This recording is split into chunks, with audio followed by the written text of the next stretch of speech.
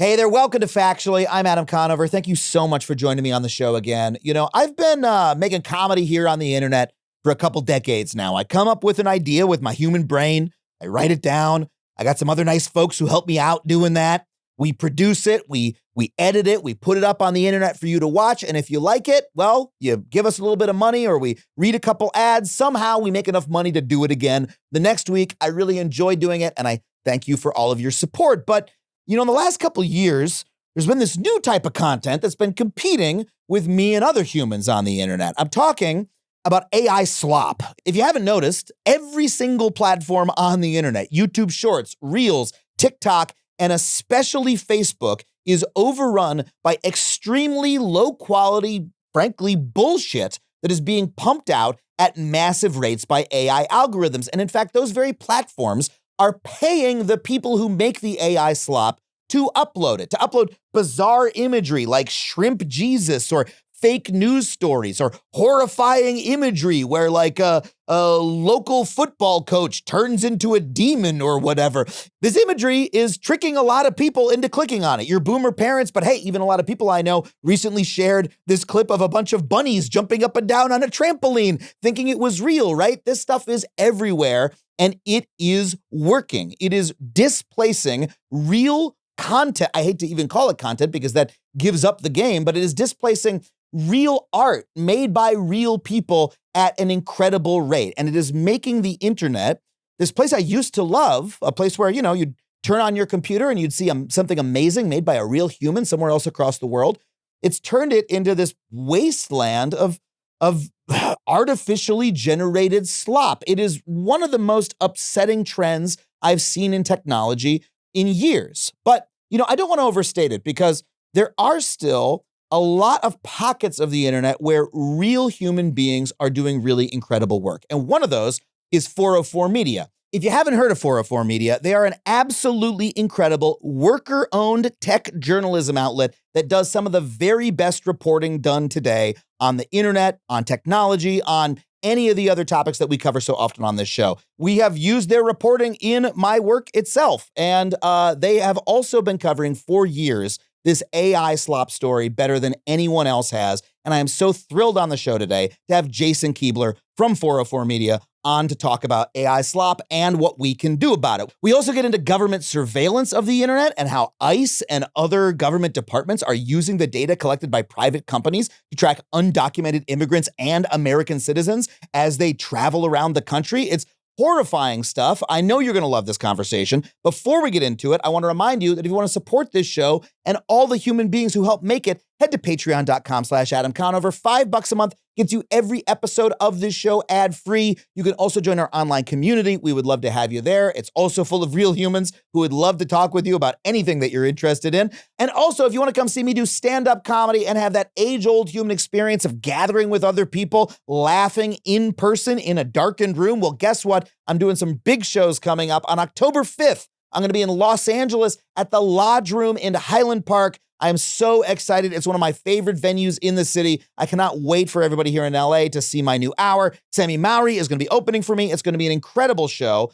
And on November 15th, I'm going to be at the Bell House in New York City for New York Comedy Festival. It is one of the very best comedy rooms in the country. I can't wait to be there. Also this fall, I'm going to be in Oklahoma City, Tulsa, Oklahoma, Brea, California, Tacoma and Spokane, Washington, Des Moines, Iowa, Atlanta, Georgia, Philadelphia, Washington, D.C., and Pittsburgh. Head to adamconover.net for all those tickets and tour dates. I'd love to give you a hug and a handshake at the meet and greet after the show. And now let's get to this week's interview with 404 Media's Jason Koebler. Jason, thanks so much for being on the show, man. Yeah, thank you for having me. I'm a simp dripped out in your merch today. I love it. It's a great look. I feel like both overdressed and also like I'm not on theme. Well, you're wearing a wonderful monotone ensemble. This I got from I went to your 404's party in LA, copped this tank, came here today. You brought me socks now I'm head to toe. Yeah, it's your peak fashion at the moment. Yeah, that's the code from Doom. Did you know this? This is the code from it's not all of the code from Doom, but it's an excerpt. For those listening, it says 404 in big letters, but the letters are made of code, sort of matrix code style, green on black. But this is an excerpt of the code from Doom. It's an excerpt from the code from Doom because there's this meme where it's like, oh, they put Doom on a refrigerator, they put Doom on whatever. Doom is on I'm like, everything. well, we put it on a shirt. Doom is not playable, unfortunately. I mean, if this was actually the executable code, so like if you executed the tank top, that would be perfection. But I mean, hell yeah. Well, I'm such a fan of what you guys do. I just want to start by saying that like there's been a bunch of like indie journalism or writing outfits, but most of them are like commentary. Like I love Defector. Defector's amazing. We've had Dave Roth on the show. They do reporting on there, but it's about 75 to 80% commentary, right? You guys are doing 75 to 80% like actual reporting on the site, which I think is really unique for any kind of, worker-owned, the sort of new crop of outlets, because reporting is harder than commentary. Commentary is really good, really great as well. You sit back and write what you think, but like you're a lot less likely to be sued, right? Yes, yeah, I think so. We've not been sued yet. Please don't sue us. Don't want that to happen.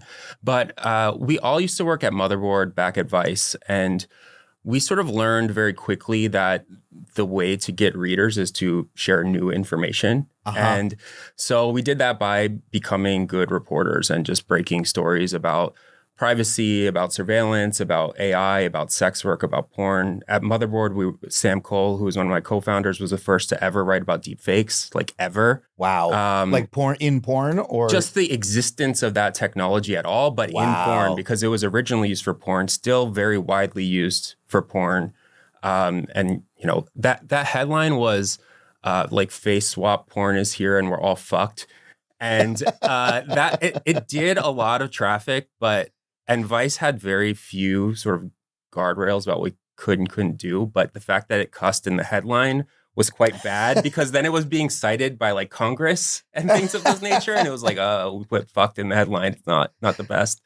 I mean, fuck Congress though. Like you guys, isn't that part of the traffic, part of the style to? It all worked out. But there was like this notion at the time, like, oh, that's not the advertisers. It's not brand safe. Mm-hmm. So therefore, maybe we won't be taken as seriously or whatever. It doesn't matter. It was a huge successful story and line of reporting. But we learned at the time, like, we were good at reporting. We're good at getting scoops.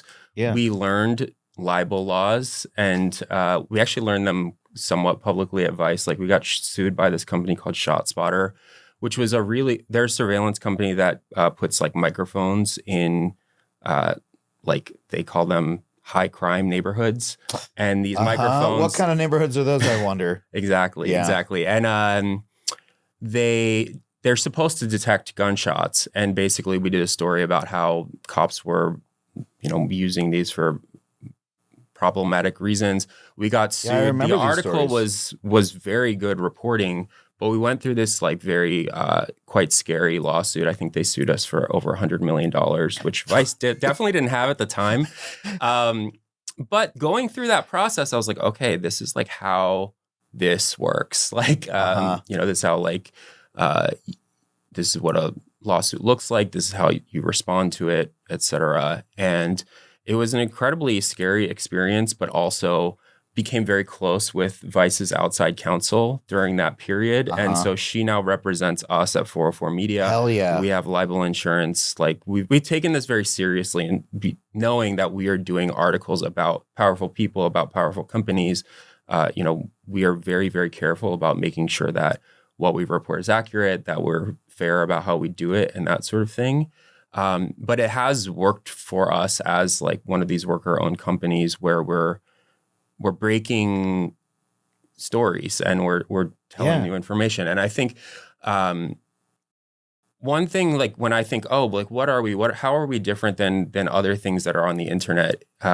We realized like at Motherboard that we were breaking stories, and then there were like YouTubers and podcasters that were taking our stories and immediately reading them, and commenting on them and stuff. And it was like, I do a version of that myself. I try to do more than just read and comment on it, but like I'm lower down the information food chain. The reporters are at the top, and I'm synthesizing it. I'm chewing it up. I'm writing some jokes. I'm like contextualizing. I'm doing op-ed. But there's so many times that I saw, I was going back through your archive today to prep for this interview, and I'm like, oh, this is something I saw everywhere. A lot of people were talking about this, and it started with you. A lot of people were talking about this, and it started with you guys. Like, you are the ones injecting the new idea into the ecosystem. We're trying to do that, and I saw that happen so many times. We all saw it happen so many times at Motherboard. And if they're adding context, a lot of people are funnier than us. A lot of people have better personality on camera than us. I totally understand it. But we were saying, like, why are we just letting our stuff like filter through this ecosystem when we could be making these videos and podcasts ourselves as well, alongside of the articles. And so I think that there's been so much writing about the media is dying, journalism is dying, these publications are dying. And it's true that it's like a really difficult like business environment for like a website online. But at the same time, you have all of these influencers and like news streamers and things like that who have managed to make a business for themselves.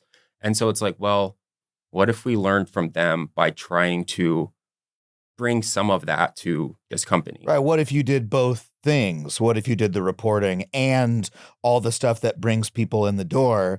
And I mean, Vice, you guys left, I assume, in one of the many rounds of layoffs and shutdowns that happened there, right? Or we left in the immediate aftermath of them getting purchased out of bankruptcy. Got it. We were not laid off, but we would have been. You were like, let's get out of here. Yeah. We've talked about other people who I'm friends with, who the Waypoint crew all got laid off, et cetera. But you really sort of you're proving capitalism wrong, right? Because this thing that like you would have been laid off, a lot of other people who were doing the same job as you were laid off from Vice, and you went and just started doing the exact same thing, but yourselves. And are doing so, I think I would maybe say more successfully than it was happening at Vice. Like, you guys are having a huge impact, and I assume you have a sustainable business. And I went to an event that you had in LA that there were hundreds of people at. You threw another one in New York. You're having like hundreds of people show up for live events about journalism. You're proving everything that the executive classes say about online media wrong. It's crazy and wonderful. Yeah, I mean, it's very mind-blowing for us. Like, it's extremely surreal because we sit in our apartments. I work out of my garage, and I'm typing my articles on the internet, and I'm like, I know people are reading it because I see that people are reading it and people are subscribing, and it's working. But it's also very like, I'm alone all day. And so then to go to a party and it's like, wow, there's tons of people here and they're like stoked on it. It's just like, it gives me so much hope that like, the subscribers are the ones who have made this like a sustainable business, and it is working. And I think about Vice, it's like Vice is actually very good at making money and getting attention and having like tons of people watch the YouTube videos and read the website. But what they were really bad at is they spent so much money. It's like huge office in the most expensive neighborhoods in the world. Like talking I went to that office a couple times. It was fucking crazy. Yeah, and the one here too is right next to an Erewhon. It's now an Erewhon parking lot. Literally. But it's like, we were like, what if we strip out, like, what is minimum viable journalism blog, to use a Silicon Valley term? Like, what is the like least amount of stuff that we can do? Like, how do we strip our expenses to basically nothing and then build up from there? And that has been a really awesome experience. It's also been a bit of a roller coaster. Like, we launched our podcast and we think the information on it is good, but for the first few weeks we were editing it ourselves, and a lot of feedback was like, you guys don't know how to make the levels. Like, why is Jason so loud? Why is Joseph so soft? Like, why is there like random stuff cutting in and out? And I was like, oh, that's because like I'm in Audition. You can't be doing zooming that. in, like cutting out the ums, and I have no idea what the hell I'm doing watching YouTube videos to do this. We only did that for a few weeks, but we've taken that sort of ethos to everything we do, where it's like, let's try it ourselves first. Let's see if it's hard. Often it is, and it's like, then we'll like bring in a professional to do it. But before we get the big office, before we get, the fancy studio, this is a very fancy studio. Well, I don't own this studio. I understand. It's not my studio, but But we've done that for everything. Like that party you went to was at this place called Rip Space in LA. It's amazing. If you're in LA, you should check it out. But it's also like an artist loft that didn't, like, we brought all those microphones, all those cameras, everything. And it's like, what, can we do this all the time? And I was like, it's a lot of work. Maybe next time we'll try it at a place of business. You guys are pumping out so much stuff. I mean, I went to your front page and there were like, in the last, I think 5 days, like the whole front page was like about a dozen stories that were just in the last 5 days, which is like high output even for, you know, if you were VC funded or something like that, or for like, I don't know, like it's like a Gizmodo level of output almost, but just you guys as a collective. It's really amazing. The success is wonderful. What I want to talk to you about is sort of the polar opposite of what's taking over the internet. You've spent a lot of time covering how AI slop content is transforming the internet that we grew up loving and consuming content on. And that's really completely, like, you're doing something very human. You're doing like the real work. You're doing like the hard thing of journalism in a very efficient way. But I mean, the internet is being like flooded by machine generated content, right? Yeah. This is something I've become completely obsessed with. There's been lots of good reporting on it, by other people, but I feel like I was one of the first people to write about really bizarre AI content that was taking over Facebook at the time. And I learned this because there was this like woodworker in the UK who does chainsaw carvings of dogs, which is like it's a job. He's a very talented guy, but basically he'll take like a huge tree and carve it into your dog, and he will document the entire process. Like take photos and videos of it, and he has like an Instagram account and a Facebook account, and these would go viral sometimes. Him making like this cool dog, and one of our readers noticed that there was like dozens and dozens of variations of this guy being posted by, a Facebook slop page called like newsforyou.org or something like this, or like Love Jesus, Love You. They all have really weird names, or did at the time. And so they were posting like maybe 15, 20 times a day, and it would be a picture of this guy sitting next to a dog. But in each image, the dog was slightly different and the guy was slightly different. And what they realized was that this page was running this guy. They were ripping this guy's images off and running them through an image-to-image AI generator. So basically, you would like run it through this generator and it would change like 1% of the photo or like 10% of the photo. Like you can say how different you want it to be. And they were posting it and they were going viral like repeatedly over and over and over again. And there was this Facebook group of people dedicated to like finding AI on Facebook, which is very funny because this was not that long ago. This was December. It seems like trying to find leaves on the ground in fall. Well, like exactly. It's everywhere. This was December 2023, though. And so there were only a few pages doing this. And I talked to this one woman in New Zealand who had a spreadsheet of like hundreds of these groups, and she's like, I think I found it all. I think I found all of the AI that's on all of Facebook. And then fast forward like literally only like 2-3 months, it's like that was the era of Shrimp Jesus, which is Jesus with the arms of shrimp. Yeah. And it just like it spiraled out from there, and it started off like very rudimentary, where people were trying to trick you by being like, oh yeah, this is real. Like I saw on this like dream homes page, because there's a lot of like fake log cabins that people were making and posting. I saw these people talking about this deck of this log cabin, and the deck was AI generated, and there was like this guy in Ohio who was talking about how the deck wasn't up to code. He was like the support structures on this deck are not up to code, and then like someone would argue with like, no, actually, like I'm a contractor in Florida. This is like how we do it here. And like I saw these people arguing back and forth about this image that is completely not real and whether it complies with like building codes. And I was like, we're cooked. This is really bad. Like there were like thousands of comments on this. Because these are real people having a real argument about an image that they do not realize is fake, but they're engaging with it. They're engaging with it in the same way they would engage with other rage bait, which is stupidly and without much thought or in a reactive way. But they're doing that to the fake content in exactly the same way they would the real content. Exactly. And I was just like,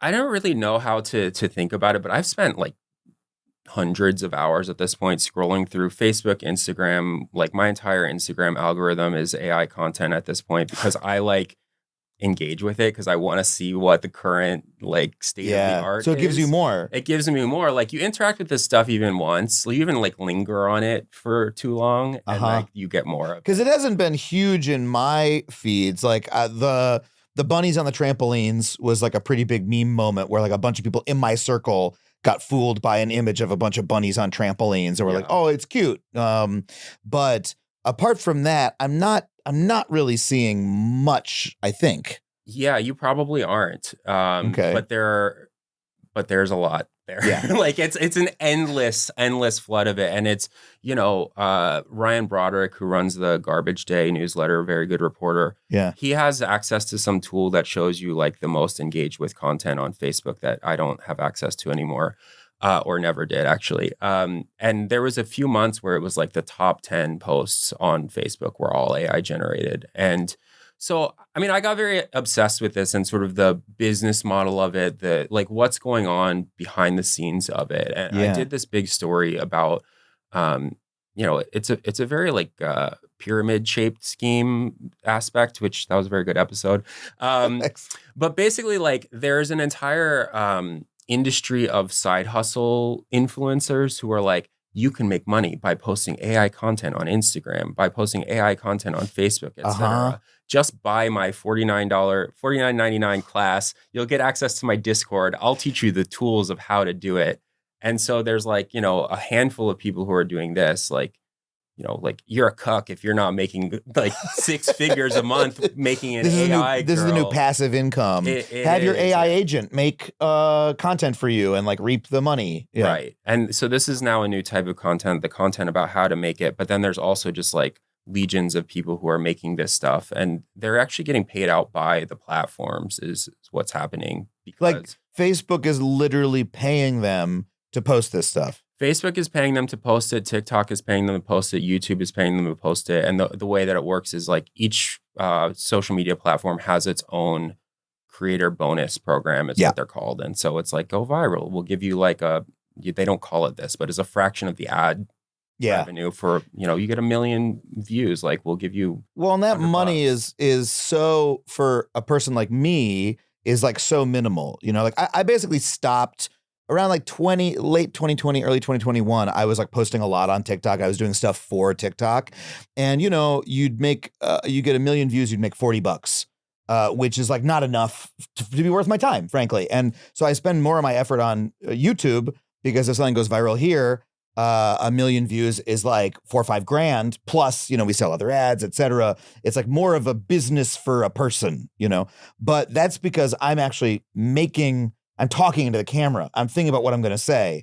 If you're just generating AI slop, then 1 million views, you get $40 or whatever it is now, is a lot more sustainable. You're like, oh yeah, well, I made 500 of these today, right? Yeah, it's a lot of it. And then also what I found was a lot of these people are living in the global South. Not all, it's increasingly coming to the US, but like a lot of these videos that I was writing about were in Hindi. They were like Indian influencers. And so they were like making videos like, here's what we think Americans like. And a lot of them were like, one of the videos is so funny. It was like, Americans love dogs, which is accurate. But they're like, they treat dogs like they're their kids. So like make content about their dogs, etc. But it's like that money goes further. Like there was this one guy who made an image of a tree that was made of leaves. Like literally it was an image of, an AI image that made him like $4,000. He showed the like screenshot of his back end on Facebook.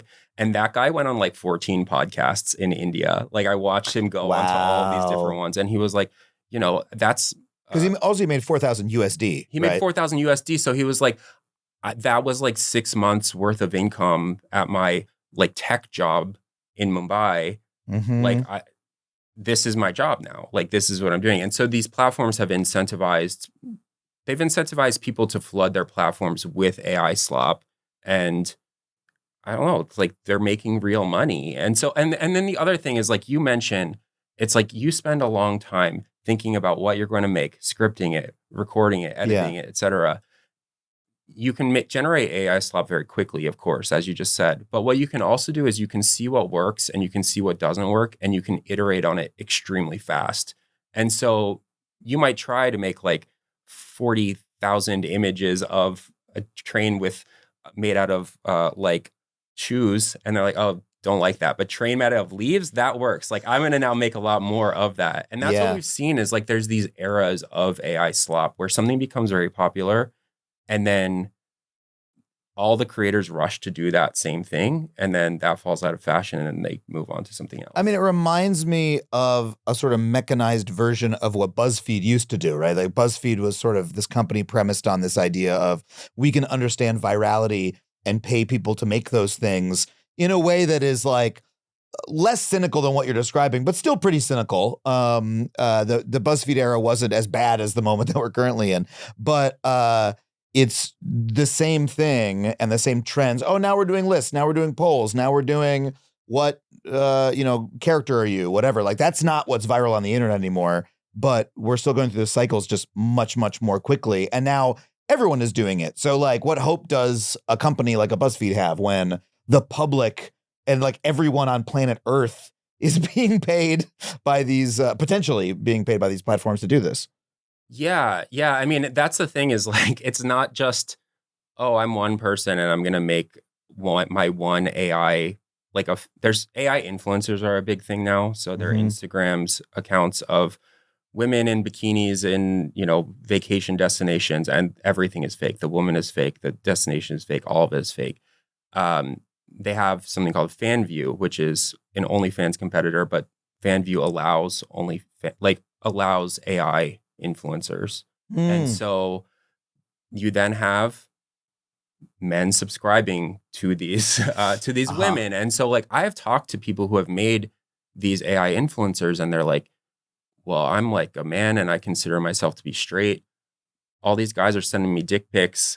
But like I'm making a lot of money doing it. So like I've like figured out how to like sext with these men who think that my AI woman is real. And they're essentially doing a complex role play on, but they're like puppeting an AI woman, right? And creating sexual content and sexting, maybe via the AI, but they're still doing it with other men. But they're like, I'm straight and that's really.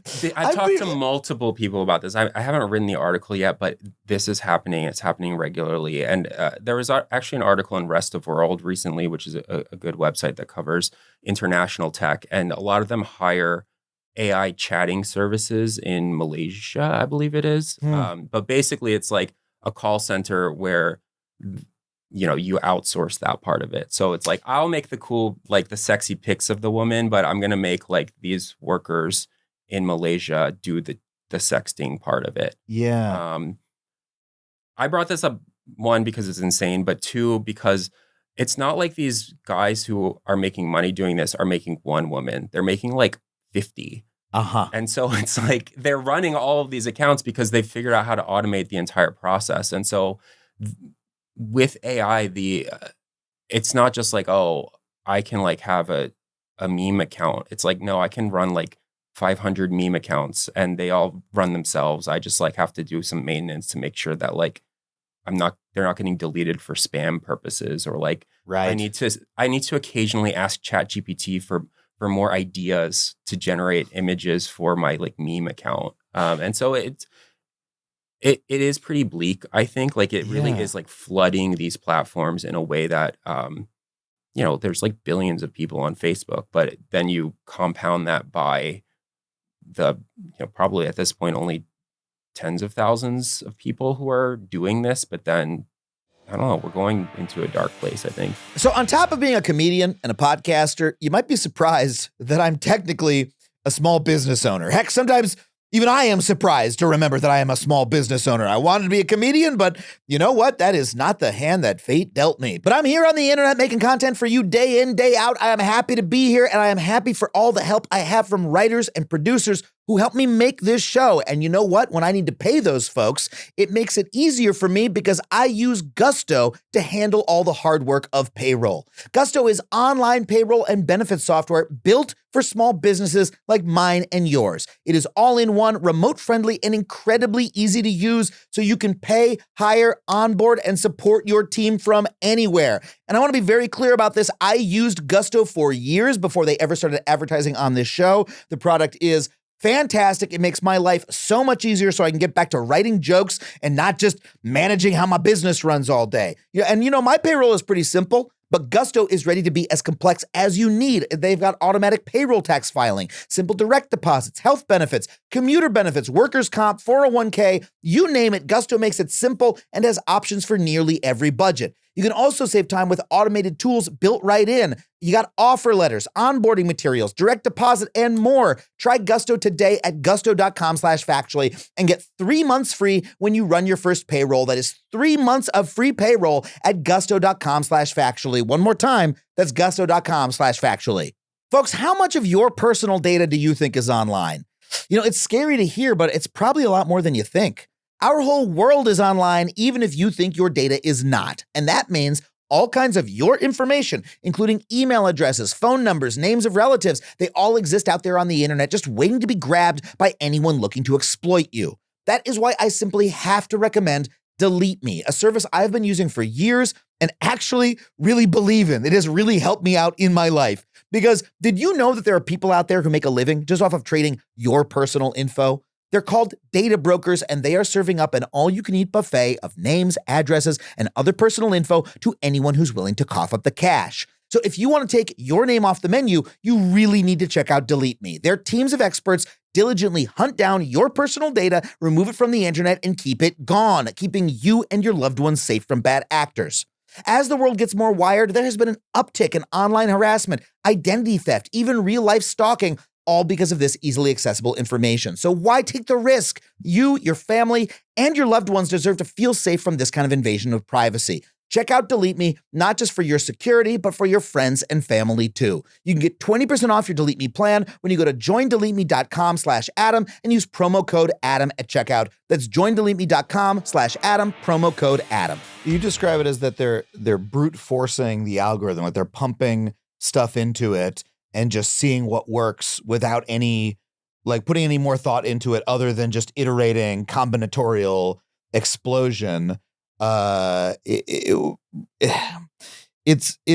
would the companies that make the algorithms want to foster this kind of content? Do you think it's a purposeful decision by Facebook, by Meta, by TikTok to, hey, we're going to create a system by which we pay tens of thousands of people in the global south to churn out true cynical garbage, truly nightmare nonsense images for our Western or, global North audiences? So I honestly feel like it was a mistake, like an accident, like they stumbled onto the fact that this was happening. And that's just a hunch that I have. I don't have actual reporting on this, but it seemed at first that Facebook was like, oh yeah, we don't want this type of stuff on our platform. But then Facebook started investing in AI, heavily. Facebook started rolling out its own AI influencers and AI accounts and AI chatbots and things like that. Facebook started making its own, competitor to ChatGPT where you can generate these things yourself. And so I think that these companies have so much money on the line, so much investment in the idea that their audiences will accept AI. They're shoving it into every part of their platforms, hoping that we will use it and engage with it. And I mean, I hate to say this, but it's working, I think, especially for Meta, where I've watched some of the earnings reports and things like that. And it's really helping with their ad targeting. And it's also helping with the creative, the ads that you see on Meta. In the past, if you were an advertiser, you would maybe buy an ad and then you would make a separate version of that ad to A/B test these ads. And so the ad that worked better, you would put more money behind A/B testing. And so that's how it used to work. But now you can make 50 different versions of the ads that are all like slightly different based on, generative AI. They'll be like, tweak the photos somehow, tweak the call to action, like let our AI write the call to action. And then whichever one works best, you can just put a ton of money behind that. And so instead of having 2 versions of an ad, you can have 50 versions of an ad. And that's leading to like huge revenue growth for them. And so I think that they are now seeing this as an opportunity. And where I see this going is we know that these social media algorithms know so much about us, know so much about our behavior, and deliver us content based on what we engage with, so on and so forth. I think we're moving toward a point where everything is going to be so hyper personalized. It's like, I'm starting to like, we wrote an article today about like 80s nostalgia. And it's like, oh, don't you want to like go back to the 80s or whatever? And it's like, that's capturing like a specific demographic. But like, if you're into corgis, like you're going to see like AI corgi. My favorite example from your reporting that I was rereading today was the one about the head coach of the LSU football team. And there's like these AI meme pages that are pumping out articles. Is it Brian Kelly? Is that his name? It's like, Brian Kelly saves family of 5 from burning airplane, or what, father tragically loses whole family, but what Brian Kelly says inspired everyone. And it's just like Mad Libs with Brian Kelly in there. And then they've got a photo of him like rescuing a child from like a flood or whatever. And you point out, he's not like nationally famous. I don't follow college football at all. I don't know who he is, but I do know that there is a large cohort of people for whom he is the only person in the world who matters.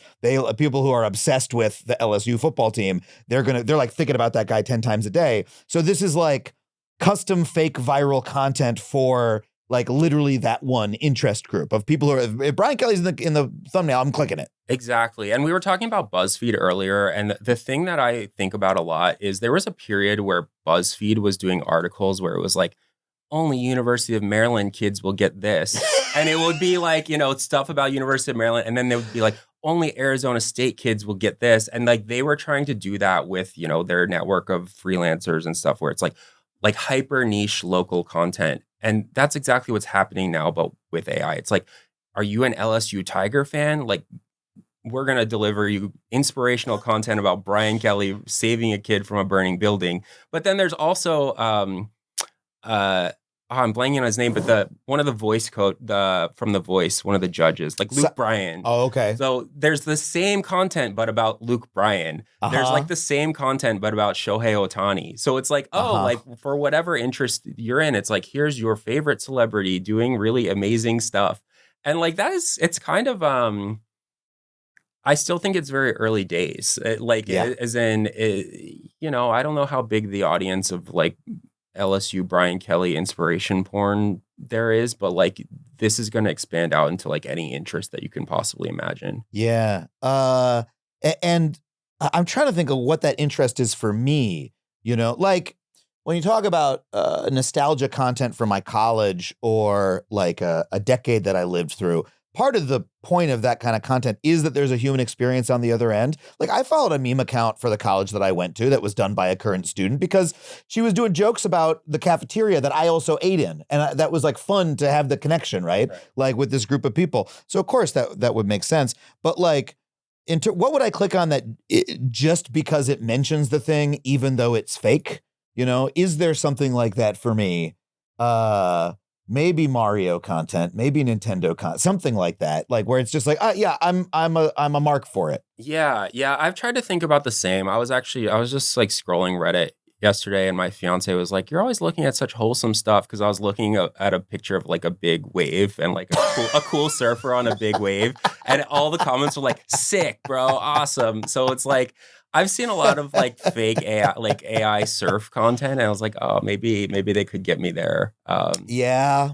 No, the wholesome parts of the internet, like one of my, I love the comments of like a YouTube video of anyone playing music. Said this, by the way, because I'm normally looking at like the most fucked up AI you can possibly imagine. I was like, I don't know, but well, the thing is though, the reason you're on Reddit, like the reason you went to that subreddit where you saw the wave is there's like a site with a community of surfers who you enjoy communing with for a moment, right? It's the good and the bad thing about Reddit. They sort of centralized all these communities in one place, but it is like full of people, you know? And to me,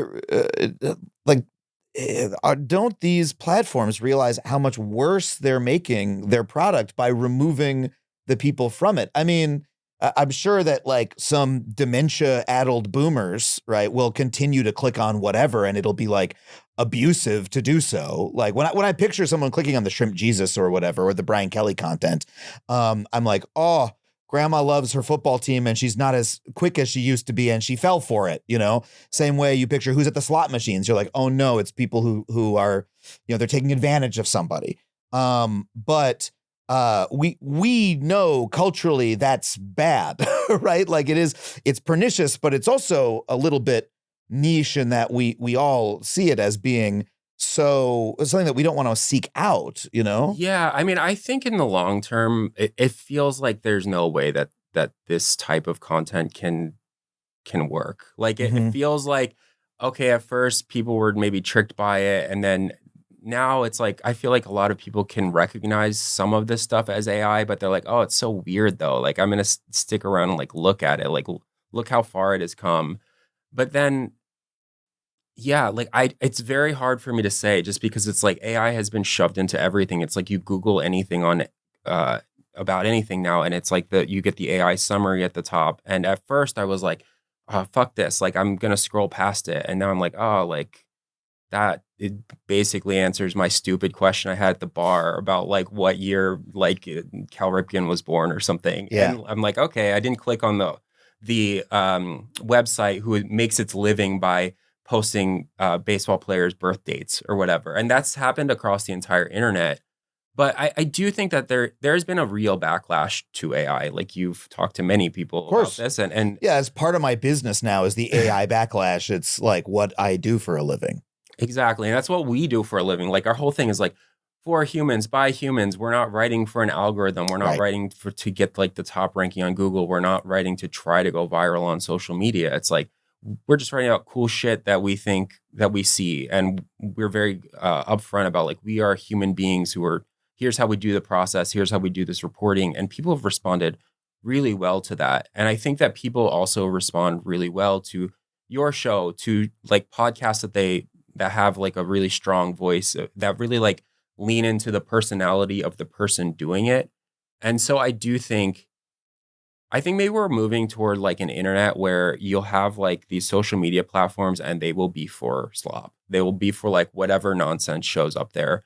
And then you will like purposefully seek out your favorite human creators, either on those platforms or on their own platforms. And I think that's why you're seeing so many journalists start their own things. You have like, you know, Taylor Lorenz, a friend of mine as well. And like, she has a really good YouTube. She has a really good newsletter. She explains like who she is. And, you know, people have like feelings all over the place about her, but she at least is like, I'm a human being. Here's what I think. Here's how I do the reporting.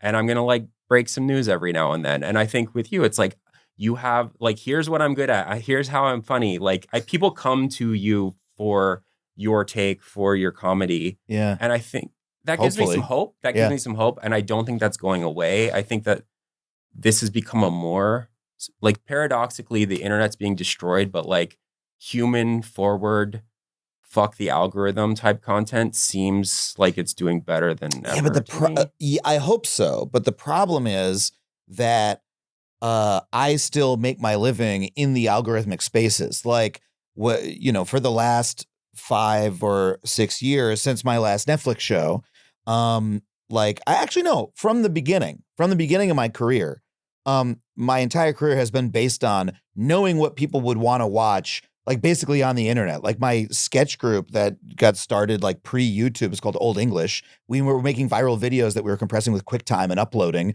and people were like emailing them to each other. Then YouTube came out and we, you know, figure out how to do well on YouTube, right? Then I start working at College Humor. I make videos that do well enough there that we sell a TV show. Part of the success of the TV show was every single clip was getting millions of views on YouTube. To the extent and that you also knew what worked on YouTube. Like you Exactly. had that internal clock where it's like, oh, this is the type of stuff that YouTube likes at this moment. And it'll be like your spin on it. Like I'm not saying you did stuff like just for the algorithm, but you had a sense like, yeah, it was this sort of educational comedy content that I was doing at the time. This will do well. And it wasn't like I know the algorithm. I wasn't like Mr. Beastifying, like, optimizing.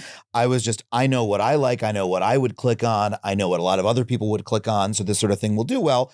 And then after the Netflix show, I'm like doing stuff on TikTok. I'm like, all right, if I start with the first 5 seconds are interesting and they grab people and then I give them some actual information, they'll stick around for the whole video and then it'll do well. And there was a period where that felt like not quite a meritocracy, but like, hey, I'm good at this. So that's why I get the views. I know how to do it. And even now, the process of booking you for this interview is like, okay, what's the title going to be that will get people to click on it? So we sell our ad rates and we're able to pay everybody and HeadGum wants to keep us on the network, et cetera, et cetera. That's still the distribution mechanism.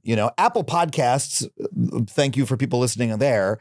People are subscribed and they're going to hopefully listen every week. We've got that base, but a big portion of it is like, doing a good job in the algo soup. And like, I do worry about what you're talking about, like pushing people like me and Taylor and even you guys like out, because we're still competing with all that other stuff. And it's not so much competing because what I do, like just AI Slop is not going to compete directly with that because I'm giving people something different. It's like, but what if YouTube decides to stop showing content like this to people? That's the problem, because that's what Facebook has essentially done, right? Yeah, you're absolutely right. And the two things I worry a lot about are discoverability. So it's like, yeah, how do you get that top of the funnel, which is like, I don't even know if it's corporate speak, but it's just like, how do you get new people to find your thing? And then two, it's like, how do you get like, you're famous already enough, you know, like established. Thanks in for your qualifying. Career. Yes. No, and, yes. Like same, like we worked at Vice for a long time. Like we had people who already knew us, but like if you are just coming out of school right now and you're trying to become a journalist, like how do you start from square zero to build a following in the first place? Like you have to do it on these social media platforms. And like, are you going to be able to compete with this Slop? So we had an advantage there because we had, some people knew who we were already. And there's people who like work on the internet and presumably had relied on your reporting. Like I as soon as you guys started the site, I was like, I've been reading them for years. I'm going to support this because it feeds the work that I do. And so it is a little bit that sort of like, it's not quite business journalism like Bloomberg or something, but there's an audience who like really does need it. Right. And then, so I think the question for you and for all of us is like, how do we go from YouTube to convert people to listen to us on Apple Podcasts? Like, how do you get them off of the algorithmic platforms to like a more reliable delivery mechanism? And like for us, that's been email, and that's just, it's an ancient technology at this point, but it's like one-to-one relationship with our readers. It's like, you subscribe to us, we're going to email you the story we want you to read because we know it'll get delivered. But email is changing as well, and also being algorithmified and AI-ified and all of that. So it is scary. How big of a market is Gmail, right? Gmail's, I don't know offhand, but it's got to be high double digits or mid double digits in terms of what their market share is for email clients. And like every couple of years they fuck with that thing, and they're like, now it, who's to say? We're going to put you in the trash can. Yeah, exactly. Or now you're in the back. Or now AI is summarizing the whole thing. Or, hey, we Google have decided you don't need email anymore. We're going to have it work this way. And the convertibility is already a problem. We had a clip go pretty significantly viral of our interview with Vivian Wilson a couple weeks ago, where she was bullying me. It was a very funny clip. But it's not like it was driving people to the YouTube video, right? Or to Apple Podcasts. I like know enough of the numbers to know people watched it there and they were like, oh, that's funny. So it created awareness. But, a big part of my income's live touring.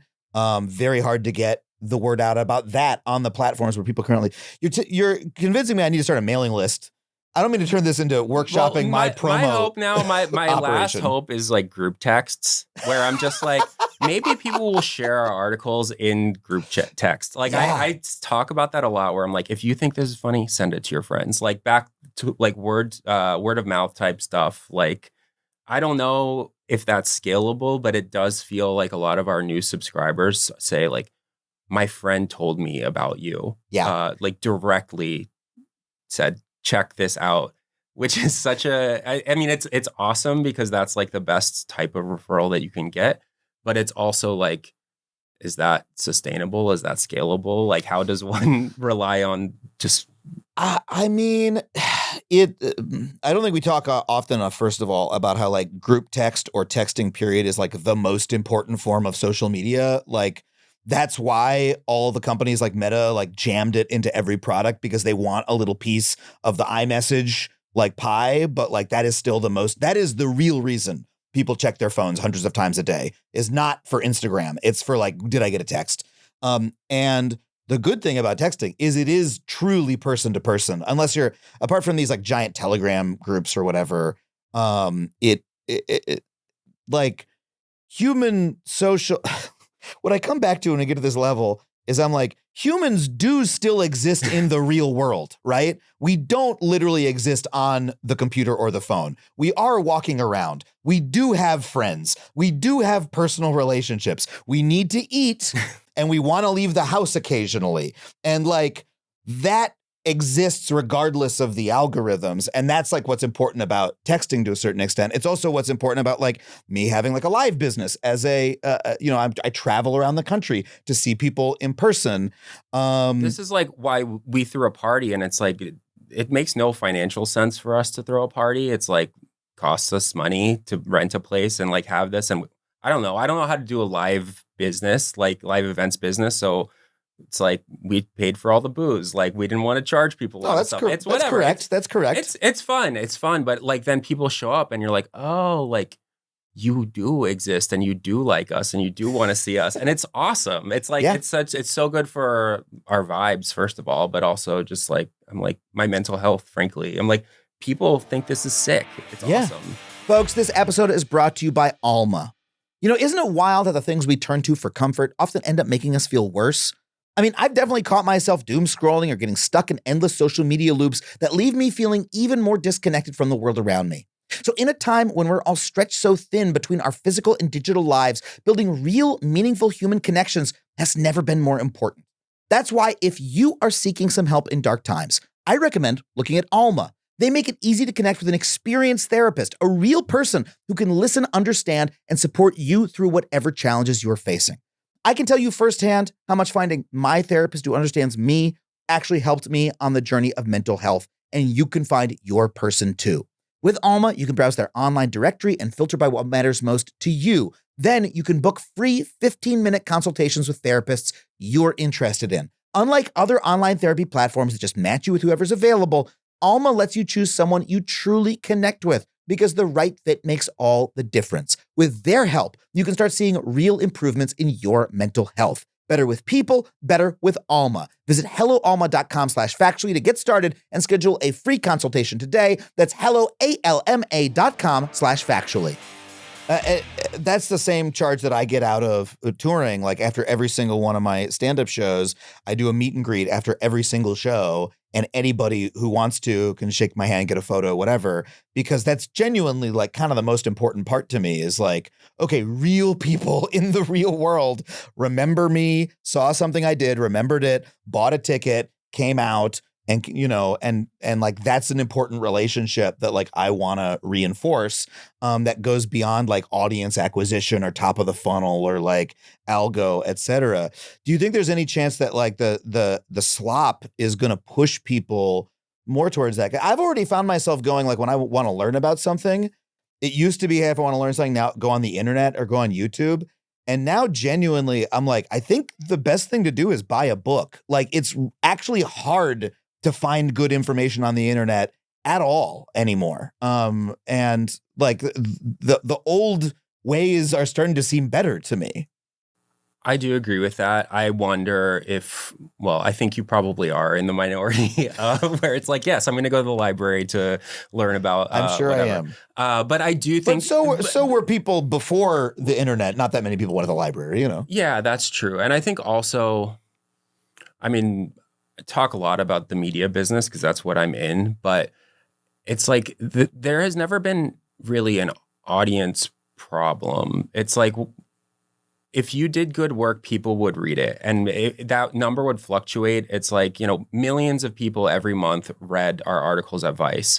And when someone on my team, like if they were upset, like, oh, things aren't going well, I'll be like, let's look at your traffic, which is not something you should say to a journalist, but it's like, let's pull it up, let's look at it. And they're like, oh, like, but this story only did like 60,000 page views or something. And I'm like, 60,000 people fills up a football stadium. Yeah. Like though 60,000 people read your article. That's a lot of people. It's just been a matter of like, so many media businesses have been venture capital funded. They've been taken over by private equity. They need to return like some huge amount on their investment. And for us and for so many people who have struck out on their own, it's like, well, the infrastructure to run this isn't expensive. Like, you know, we pay like essentially like 3% of our subscriptions on our like website cost. It's like, there's not a lot that goes into like publishing content on the internet. If you can get some small fraction of those people to directly support you, which I know is not a new business model, it's how media has been funded for a long time. It's like, you can make it work, but you can't make it work if you have super expensive office, if you're flying all over the world for like whatever reason to go to a bunch of conferences, if you like are just wasting money on a bunch of shit. And like, that's how so much of our media has been run for a really long time. It's like, there's tons of like middle managers. There's like, it's just like a big, complicated, all these companies are very big and complicated. Yeah. And I think that there is an opportunity for people to like strip things back down to the bare minimum and still have a huge impact and still reach a lot of people, but not have to be part of like a pretty like wasteful ecosystem. And I don't know what that looks like on the back end, but I think it is possible. You know, I agree with you. I also will say, I don't want to defend these companies, but like, if you go back 30 years, the reason those companies were so big and wasteful was they were making so much money. Like a company like Time Life or whatever, if you like read anything about like that kind of they're just making magazines and sending them out in the mail, but they're like, you know, throwing lavish parties and like sending photographers around the world and, you know, like, and they're doing it because they're making so much money they can, because it's like a large business, right. You know, like, and now like it seems ridiculous because there's less money in media, period. You know, like, oh, well, let's be super, super, super lean and you can make it work. It's also a retreat, right? Like, yeah, I can make something that my perennial frustration is, yes, I can make something that I like every single week and put it out to the public and like find the right business model to make that work. But I used to have a couple $100,000 an episode and I could hire 100 people and we could make something really good. And like, was that some of that money wasted? To do everything yourself and like Correct. Hustle and be like a jack of all trades. Yeah. And was some of that money wasted? Yeah. Yes. But like, it also made some stuff that was super sick. Right. And, you know, was it wasted by, you know, are there showrunners who waste money, you know, needlessly, totally, but at least they're doing so in the name of art on at least, you know, ostensibly, you know? I do agree with that. I think like a little, I think it shouldn't have to be the case that in order to like make any of this stuff work and be sustainable for people to have jobs and live, you shouldn't have to strip everything out of it. You should be able to like go out to dinner with your team from time to time. And it's like, you know, things like this. You should be able to like buy a new computer and stuff like that. Like there was a period at Vice where like I was working on like a 4-year-old computer and it was like, well, we can't get a new one now. I was like, okay, I see. Things are going well. I was actually in the office in Venice when our coffee machine got repossessed, which was like, I was like, seems like things are not going super well. Maybe I'll start my own thing that doesn't have a coffee machine on loan. Like, why? What kind of credit are they? What kind of coffee machine is this? It was a super fancy coffee machine, touchscreen. Like they had a service contract for it and stuff like that. So regular. I make cold brew myself now, and Sure. just like happy with it. But you asked this question quite a while ago, but I just thought I think that people are going back to print in some way. Mm-hmm. It's like every magazine got rid of their magazine.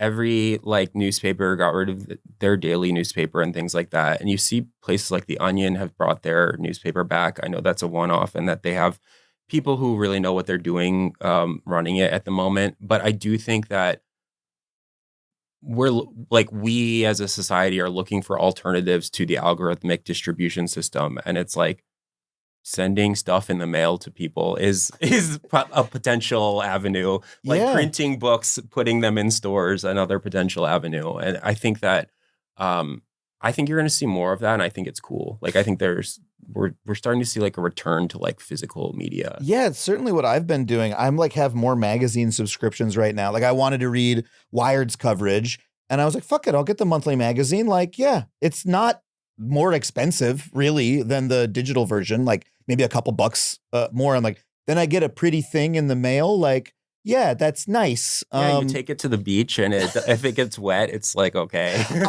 I'm not shitting you. I brought a copy of Consumer Reports, the magazine that my parents got the whole time I was a kid. And, I got a subscription a couple years ago because we were buying a bunch of stuff for the new house. And it was like, I was feeling like, I'm going to be real parental, get a Consumer Reports subscription. First of all, the very first issue I got, it told me about a recall of a giant switch that was attached to my AC unit, and it could have caused a fire. So it like helped me, but I've maintained the subscription because it's not expensive. And I brought it to a picnic, and a bunch of my friends, they were like, why'd you bring a magazine? And then 5 minutes later, they were oohing and awing over it. They were like, oh my God, like the best cars of 2025. Oh, I'm going to subscribe to this. Like just the novelty of like seeing a layout of information on a page was remarkable to them. Consumer Reports rocks. Like it's been around for a long time. It's a nonprofit, I believe. Yeah. They also do a lot of lobbying is the correct word, but like the good kind. For like consumer rights and for right to repair and things like that. And then also they're a really interesting case because the rise of like affiliate content on the internet where it's like, oh, like use my link and buy this on Amazon and I'll get a kickback from it has led to like some of the most garbage like product recommendations that exist. Just like every single publication that exists on the internet has started being like, buy this charging cable and we'll get 17 cents. And it's like Consumer Reports has stayed like pretty good for decades in terms of actually recommending and testing the products that they do. Yeah. They also buy all of the products that they review where they're not just like given to them and then So I think that's cool. It's cool that you subscribe to Consumer Reports. You know what? Thank you, sir. And that's why I brought you on, was to tell me this. But like, I've been more into analog media lately. I just went to like a big vinyl record convention this weekend in LA. I'm taking a film photography class. I'm going to go literally later tonight, go like make prints for the first time. And I got into film as well. Huge film fan at the moment. I'm tickled by the fact, thank you. I'm tickled by the fact that like, I had a little camera, it opened a little door, it changed a chemical on a little piece of paper, a little piece of plastic film, and then I shone some light through it onto a thing, and then it made one of something. And like, that doesn't, the uniqueness of physical objects, the fact that like it's non-transmissible, that like it is a single object that's different from even another print I would make, is like the thing that I'm tripping out over and the thing that I'm sort of like aesthetically enjoying. That's still a very precious thing. I don't know if people get like pushed back to that, but it just seems like everything that was good and revelatory to me about digital culture, about digital media, about the potential of the internet as like an information source is almost completely been bled out, with the exception of like your work and, a couple other people that I like. It's like hard to, the amount of dreck out there, and also as the platforms have consolidated. So now there's only 5 websites to go to, and those websites are prioritizing not things made by people. It's just do you remember an app called Binky? Have you ever heard of this app? Don't remember Binky, no. There was an app called Binky that was a parody of Instagram, and basically all it did was take like the headline, like the photos and titles of random Wikipedia pages, and just let you scroll by those, and it let you pull to refresh. Funny. That's really good. And the idea was, if you don't want to look at Instagram, but you feel the compulsion, you can just do that. And I literally would do it for a while. I'd be like in an airport security line being like, oh, Buckminster Fuller, dog, egg salad, right? And look at the image. I'm like, oh, there's a funny little picture. That's what it was a parody at the time. Right. That's what they feel like now. There's nothing there for me. I think that we went like, I don't know if I'm talking about everyone, but myself went like, I'm like, yeah, technology. I'm going to do everything. I'm going to do like the most that you can do with technology. Like I'm going to be on every internet forum. I'm going to have a Reddit account. The second a new social media platform launches, I'm going to sign up for it. And I'm going to post. And one, I think that gets very exhausting very quickly. And two, I think that over time we've realized like this is quite bad for us. It's bad for our mental health. It's bad for our sociability. It's bad for all of this. And so I think everyone starts to find their thing that they're going to pull back from.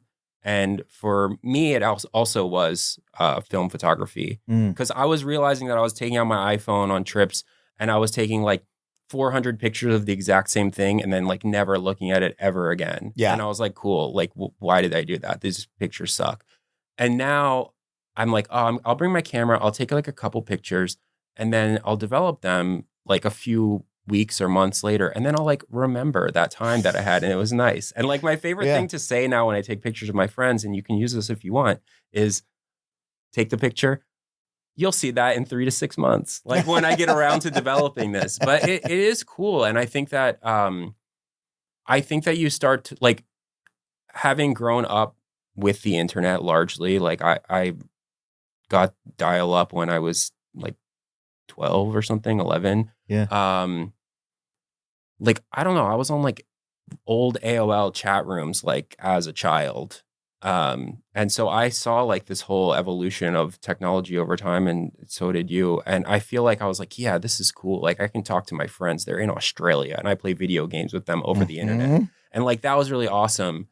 But then I realized like, whoa, like some of this is good and some of this is bad. And I feel like personally, I'm starting to pick out like, here's how I like to spend my time online.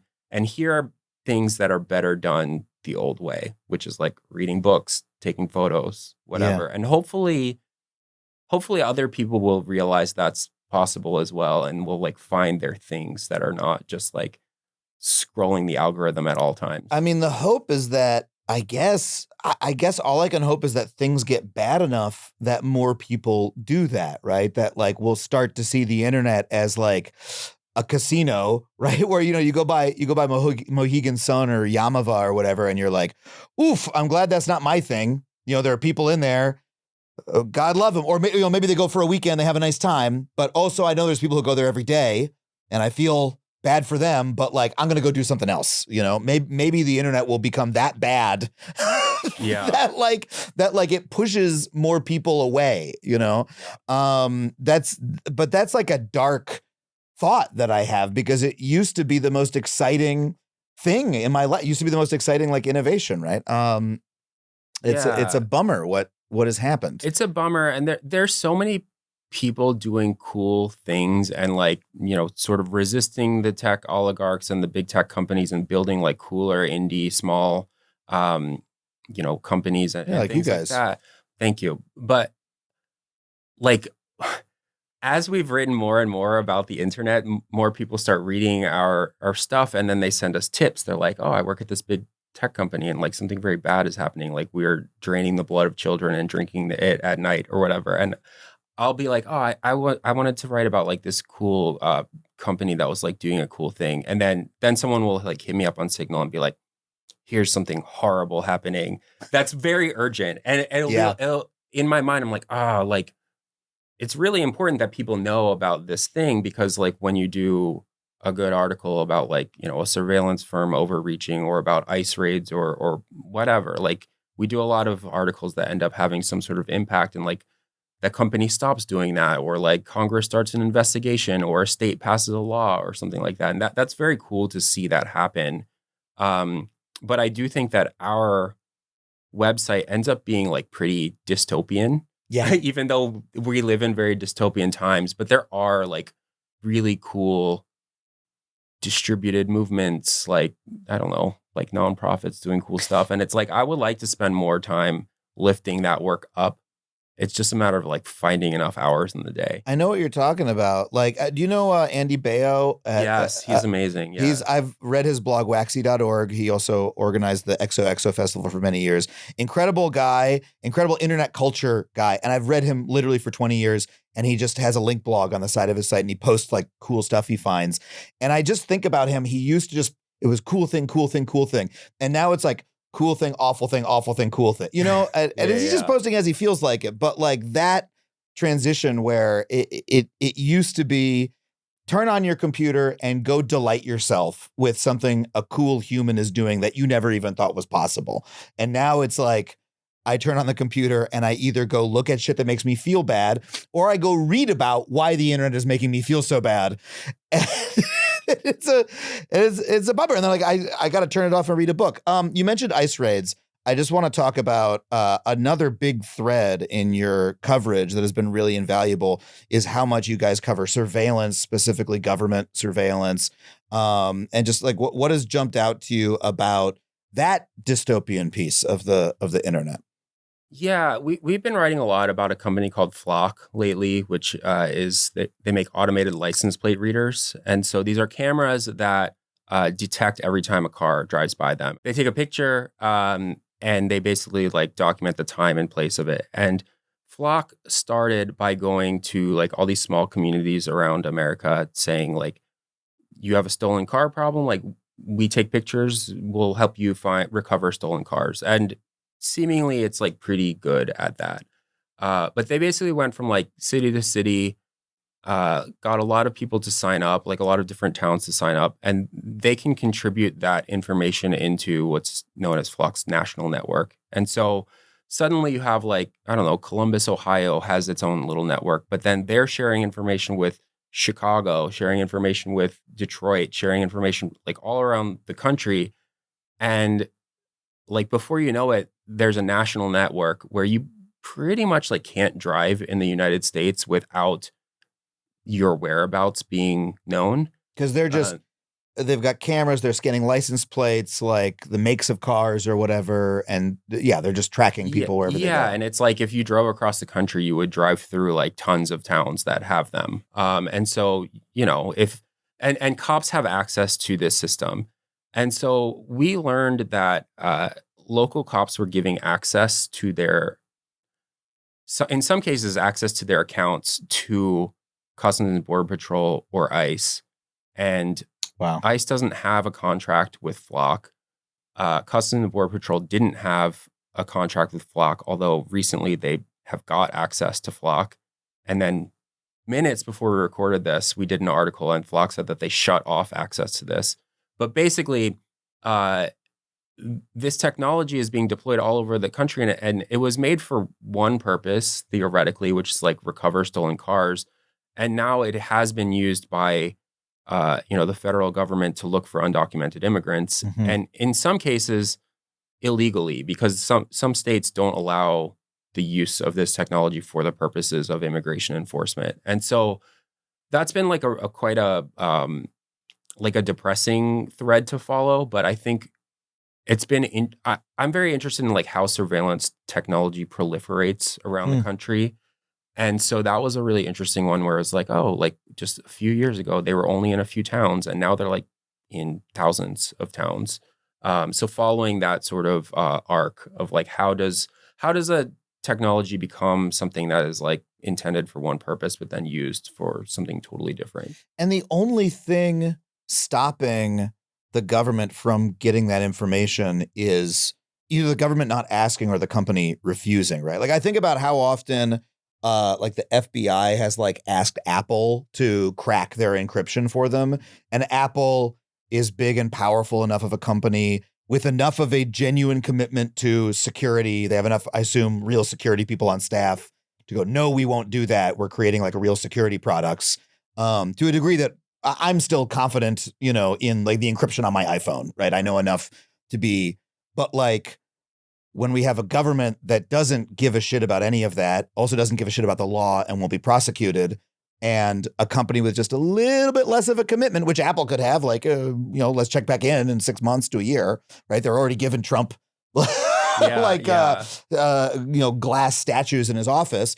There's nothing to stop like a company's product being a de facto government surveillance network. Yeah, it's been really interesting the role that private companies play in this. Not speaking specifically about Flock, but my colleague Joseph Cox writes a lot about like social media monitoring companies, and some of them have been like compiling information, like these different data brokers and things like that. Like they'll compile information that's like hacked, and they'll just like use it to make dossiers of people and things like that. And then police can buy access to that tool that like a private company is selling. And normally, like the police would need a warrant to get a lot of this information or to do like a specific type of surveillance on their own. But because they are buying access to a private tool, that private company like does the surveillance for them. And therefore it's like an end around the Fourth Amendment. It's like, it's pretty wild. And this has happened like increasingly where, the police might not be allowed to do something on their own. And this is like assuming that we still respect the rule of law and things like getting warrants, et cetera. But they're like, oh, well, it's not us doing it. It's this company. And therefore we just do it. And that's held up in court?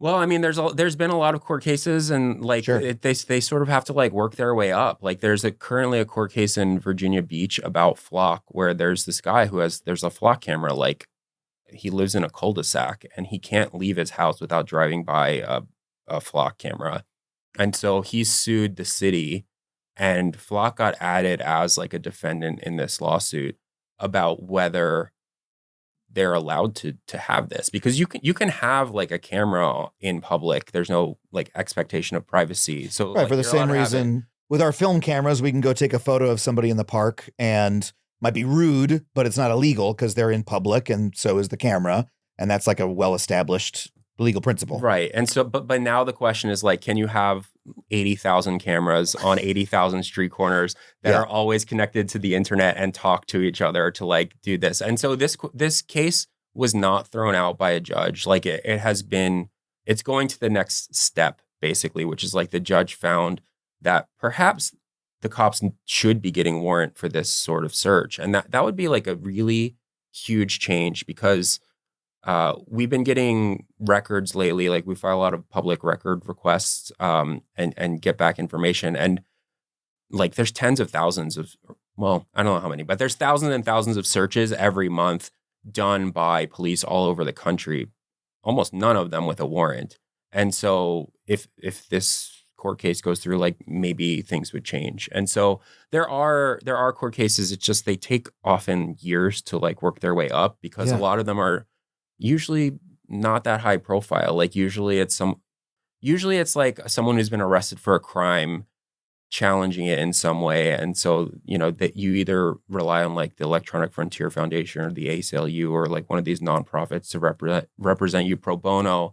And it can sometimes take years to get sort of like an answer on this stuff. It's insane. So if you're a undocumented immigrant or someone who is accused of being an undocumented immigrant, like the ICE goes to the police department, looks in this like car tracking database, just like, oh, we know everywhere that they've been for the last like year or so. If you know their license plate, yeah.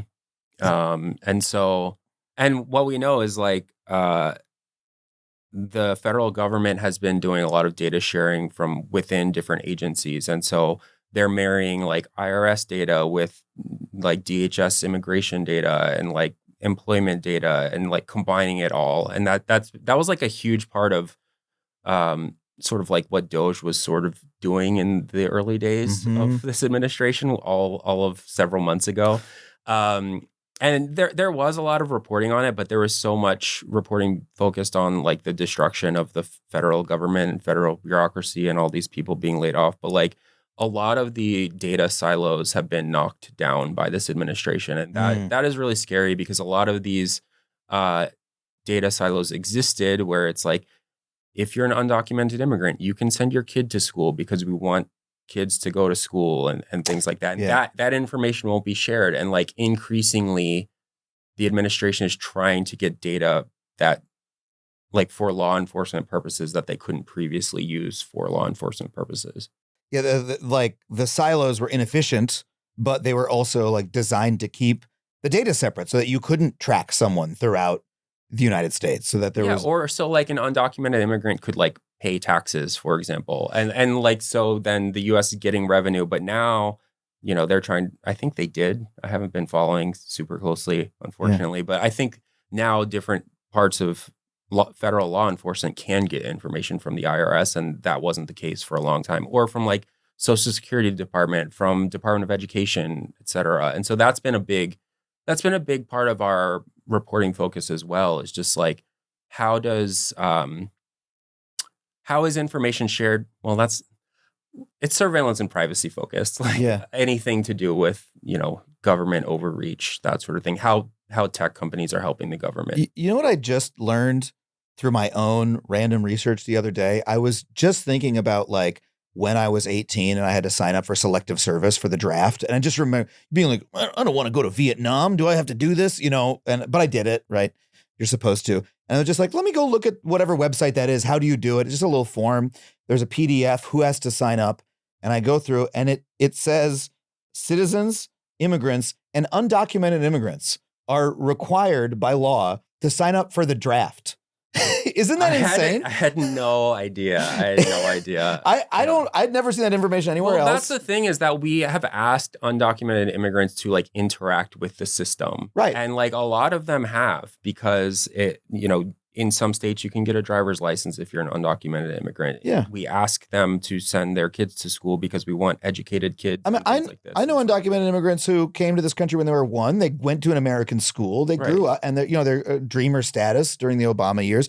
And so, why wouldn't one say, okay, yeah, sure, the government told me to sign up for the thing. I'll do it. I'll pay my taxes. Like, they're going to be different databases. It's going to happen. Exactly. Yeah. And I don't know if they're grabbing information from the selective services, but I would bet that they are. I would bet that they are. Well, and all that was a database of like, I live here and here's how old I am, so that if there's a draft, that's where they go pull. That's the entire point. I remember signing up for it, being like, I don't want to do this, and being told it's just a database of addresses. I mean, I did it at in my cafeteria in high school. There was like a person there being like, they had a table, and it was like they had a table where they were recruiting from the Army at like one table, and then the other was like, this is for people who have to sign up for the selective service because you have to do it, but like you don't want to go to Afghanistan.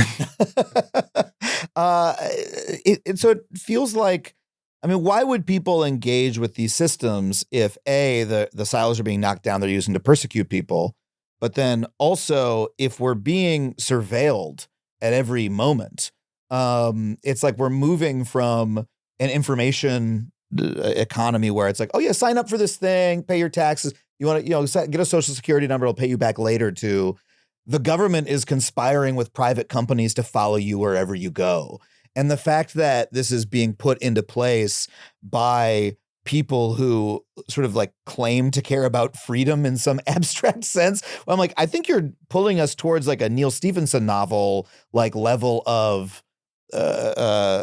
ubiquitous surveillance. It's really stunning how quickly we're getting there. Yeah, I feel like we're not getting a lot of the like benefits, like the efficiencies of surveillance either. Like the only thing I can think of is like, I have global entry, and now when I come back, like sure, I don't even take my passport out of my pocket because the facial recognition recognizes me from like really far away. And I'm like, this is really creepy. As a tech reporter, I really hate this. I don't like it. I also remember waiting in a customs line for a long time in the past, and it's like, kind of nice. Yep. Don't like it conceptually, but kind of nice. But we have like all of these companies surveilling us. We have all the government surveilling us. But I feel like we're not getting the like, you walk into a store and you don't, I don't know, like I'm not getting the like sci-fi, your life is so much easier because like you don't have to like pull out your wallet anymore. When I go to, I see these mainly at sports arenas. You go to the concessions counter where you just grab a drink and walk out. But the experience of doing that is so confusing and dislocating for people, and they have to have someone there. They always have like a lot of people working it because it doesn't work super well. They're like, no, you don't pay. Well, okay, you have to show us your ID if you're getting beer. No, and now you have to scan your phone there or whatever. It's like, and so you have people milling about and bumping into each other, and nobody likes it. No one's like, this is an improvement over the 50s where like I just waited in a little line and I gave somebody a nickel and I got my thing. Right. Like what is the sometimes I hand someone cash and I'm like, what an incredible convenience that I didn't need to pull. There's nothing digital involved. I just gave you I sometimes feel bad about it too, though, because I'm like, oh, now they have to like make change. They have to like do some math on my behalf versus just like the tap to pay or whatever. And it's like, cash is very important. It is like, I don't like that we've gone away from it in so many places. We're like, we're a cashless place. You can't use that here, which I always thought was illegal, but now it seems like so many places do it, and we just don't care. It's illegal in a lot of places. I remember it used to be when I went back to New York, like LA went very cashless. I'm gonna go back to New York, and that was like the city of cash, and I would always make sure I got a lot of cash. And that has even changed in the last couple of years. Like it's all the bodegas, have the little stripe thing. Yeah, they have the tip thing now too, which is fine.